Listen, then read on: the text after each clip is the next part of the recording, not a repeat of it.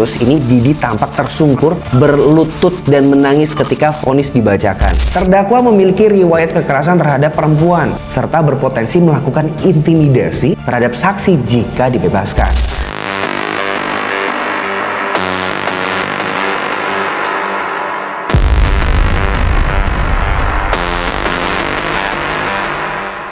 Hai, apa kabar? Balik lagi di segmen JOC, Journalist of Crime.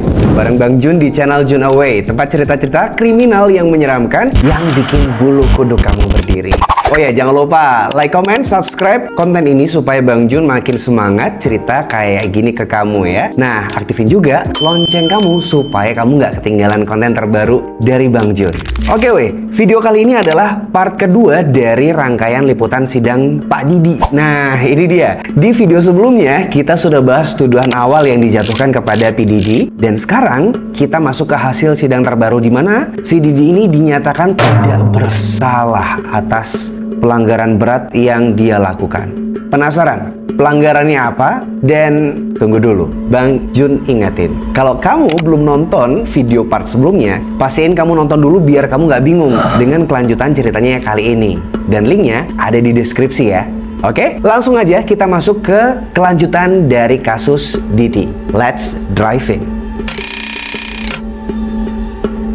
Sidang terbaru kasus Sen P. Diddy Combs yang kali ini akhirnya sampai pada tahap yang sangat krusial. Tepat awal Juli 2025, juri persidangan menyampaikan putusannya. Dan hasilnya cukup mengejutkan banyak pihak, di mana Didi dinyatakan tidak bersalah atas 3 dakwaan utama, yaitu konspirasi melakukan kejahatan terorganisir atau racketeering konspirasi, serta 2 tuduhan terkait perdagangan manusia untuk tujuan seksual alias sex trafficking yang terkait pada mantan pasangannya, yaitu Cassandra Ventura, serta perempuan lain yang dikenal sebagai Jane. Dan menurut laporan dari The Times UK di 2 Juli lalu, keputusan ini disebut sebagai masalah waktu karena jaksa kesulitan membuktikan pola kejahatan terstruktur dalam kurun waktu tertentu sesuai batas hukum. Namun, Didi tetap tidak sepenuhnya bebas. Ia dinyatakan bersalah atas 2 dakwaan yang lainnya, yakni memfasilitasi prostitusi kedua perempuan tadi ya, yaitu mantan pasangannya Cassandra Ventura dan seorang perempuan bernama Jane. Nah, kegiatan yang dilakukan si Didi ini merupakan sebuah pelanggaran serius di bawah Undang-Undang MAN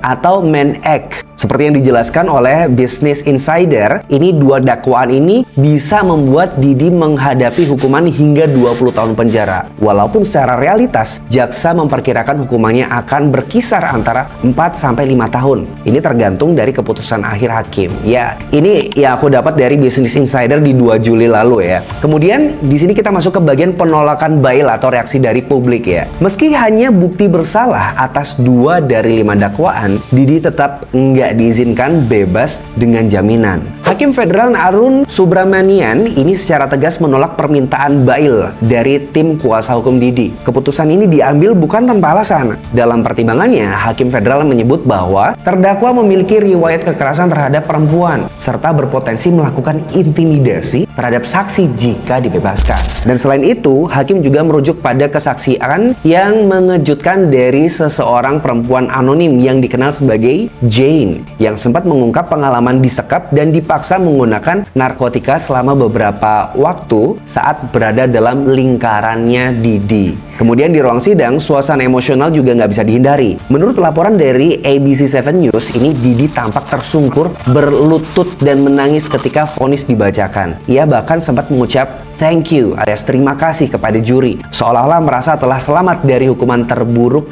untuk dirinya.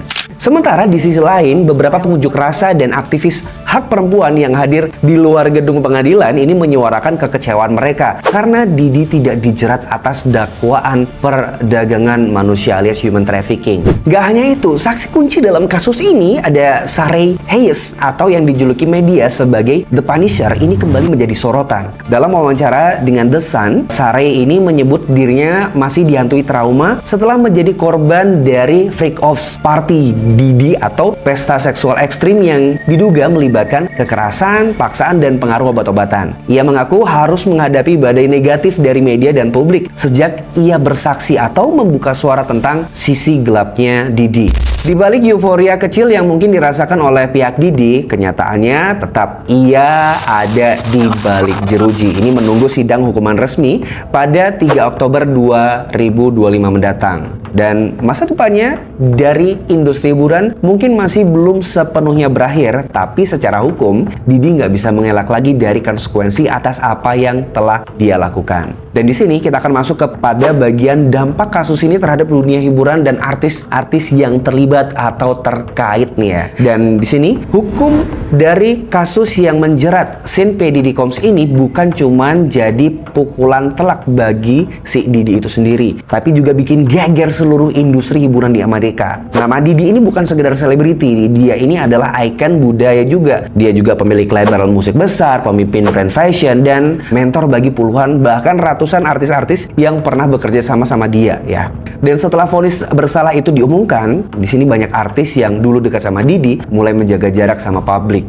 Beberapa di antaranya juga bahkan menghapus foto atau kolaborasi lama dari media sosial mereka juga nih. Sejumlah nama besar seperti Usher, Mary J. Blige, dan juga French Montana ini juga dilaporkan berada dalam posisi sulit karena dulu mereka pernah sangat dekat sekali dan sangat erat hubungannya profesional sama Didi. Bahkan sempat tampil dalam proyek musik dan event pribadi milik mereka gitu. Nah, yang bikin heboh lagi ya, menurut laporan investigatif dari Rolling Stone dan Business Insider, ada lebih dari 150 artis dan figur hiburan yang pernah terlibat langsung atau nggak langsung dalam proyek-proyek yang sekarang diduga juga jadi kedok untuk menjalankan operasi ilegal Didi. Meski sebagian besar nggak terlibat dalam kejahatan yang secara langsung, mereka tetap disebut dalam dokumen investigasi karena mereka hadir dalam acara tertutup yang sekarang sedang diperiksa oleh pihak penyidik. Banyak orang mulai bertanya, apakah industri hiburan yang selama ini membiarkan praktik-praktik gelap terjadi karena pelakunya adalah sosok-sosok berpengaruh? Ya, faktanya kasus Didi ini membuat publik dan para pelaku industri mulai mengevaluasi ulang batasan antara profesionalisme dan penyalahgunaan kekuasaan. Beberapa banyak di antaranya label musik besar ini mengubah kebijakan internal mereka soal event, kontrak, dan kode etik terhadap artis. Dan selain itu, sejumlah pihak juga mulai menyoroti bagaimana media dan institusi hukum ini yang dulunya menutup mata terhadap keluhan dan ya banyak ungkapan-ungkapan dari para korban. Dan di sini banyak dari mereka juga baru berani bicara setelah gelombang besar dari pengakuan muncul sejak awal tahun 2023 sampai dengan 2024. Ini bisa jadi cerminan penting juga bahwa kekuasaan, uang, dan popularitas ternyata bisa jadi tameng, tapi nggak bisa menahan keadilan selamanya. Seperti yang ditulis juga oleh jurnalis investigasi The Sun, kasus Didi bukan akhir dari awal gelombang besar pengungkapan rahasia gelap industri hiburan. Well, kasus P. Diddy ini bisa dibilang adalah salah satu skandal terbesar di dunia hiburan dalam 2 dekade terakhir ini. Dari tuduhan yang membentuk perusahaan kriminal, eksploitasi seksual, sampai nama-nama besar yang ikut terseret.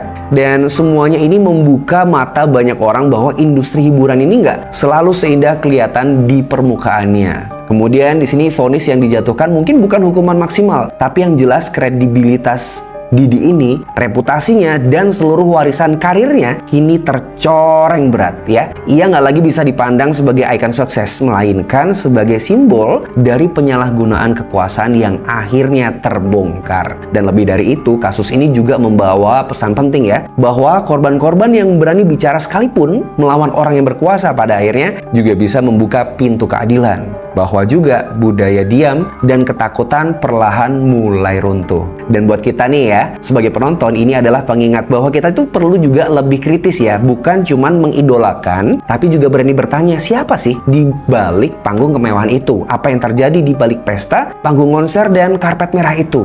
Oke, jangan lupa ya sidang hukuman Didi dijadwalkan pada 3 Oktober 2025. Di sana nasib akhir dari kasus ini akan ditentukan. Dan tentu aja kita juga bakal terus mengikuti perkembangannya untuk kalian semua ya ya. Oke, makasih ya udah nonton. Biar Bang Jun makin semangat ceritain kasus-kasus terbaru lainnya di JOC Journalist of Crime. Kalau kamu suka konten kayak gini, jangan lupa dong like nih, subscribe juga, dan juga share konten ini supaya teman-teman kamu tahu update tentang perkembangan di Journalist of Crime ya. Serta nyalakan juga loncengnya biar bisa tetap update. Oke kasih pendapatmu juga tentang kasus ini atau juga tentang isu-isu yang ada di sini ya, khususnya kasus PDD? Boleh di kolom komentar tulis seperti apa pendapat kamu dan menurut kamu gimana nih kalau hukumannya cuman ya di bawah 5 tahun atas kasusnya itu.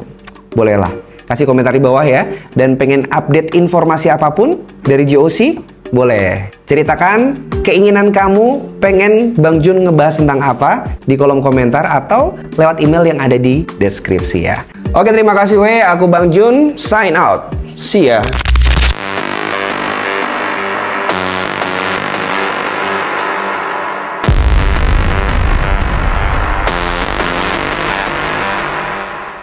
Sidang terbaru kasus Senpi di... Ini di luar gedung, gila.